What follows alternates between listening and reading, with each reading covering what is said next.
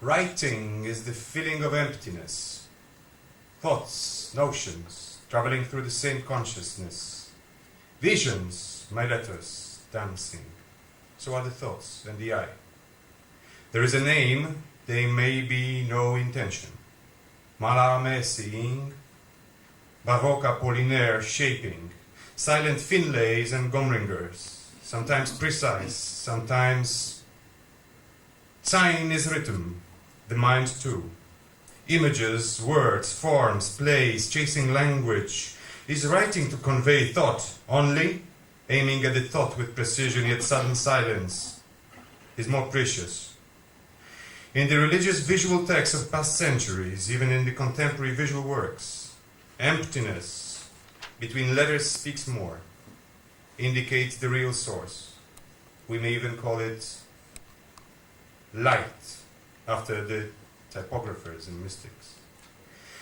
Speaking of the unspeakable, Jews covering their eyes in synagogues, the empty throne of Amun the invisible, circles of Abraham Abulafia the Kabbalist, spirals, labyrinths, writers in search of language, so much concerned with it. The unspoken monk meets the monk spoken, asks nothing. The other one says, "Why not look at it?" I've seen an Indian singer once. He was forming the space with his voice and hands. Shape a new body, new stringing, space, so that we won't fall into the slumber of security of language, as if in a train monotonous rhythm does form in poetry. A printed page, both static and dynamic. The static takes form, the dynamic flows, the dialectic of silence and the word, logos observing and forming. Shiva Shaktiatamakam Brahma.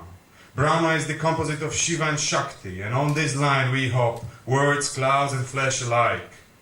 In these we want to see, in the fleeting world of phenomena in motion, a steady image, transcending all change, unending, looking for the word that's beyond language, visual, ocular, sound. The ocularity of form, rupa, dresses a text, dynamic from the nature of the latter, and thought rhythmic flow, the cadency of breath into static equilibrium. In the ever-moving world of changing forms as in a kaleidoscope that interprets always the same reality of light, there appears a symbol of stability, transcendent to the forming movement, immanent in meaning. Form fusion serves here to fulfill the utopia of touching the true, the nature of things, and thought. And though these attempts may seem naive to the eyes of the logician, yet still we remain with beautiful maps of the mind, with vectors of words pointing to the unpronounced reality, a babbleogue consciously aiming at its source. So again, dynamic and static, silence, and the word, the dialogue of the unnamed with the named, minds playing in subject and object, and all the complications of a feedback, a reverse process. Meditation. In this dual in oneness, Shiva and Shakti, there is both knowledge and wisdom. Know, kennen, konetr, znać, znanać, znani, znać, znaczyć, poznać, znamie, miano, zmieniać imię, name, zmiana, change. Know, to sign, dividing, separating, differentiating, knowing, the eye cutting the self away from the appearing subjects, objects, signs, conditions, connections in the clear space, the primordial vidya, appears the active eye, knowing its difference from this space. This is the hierarchy, making a sign stronger than language. What does this signify? You're responsible only for what you can change. And change you may only your attitude. Here lies your responsibility. The mind shapes language, this language shapes the mind. And both are tools. Use them, but in a proper way. Words can take you only to their limits, and to go further you must forsake them.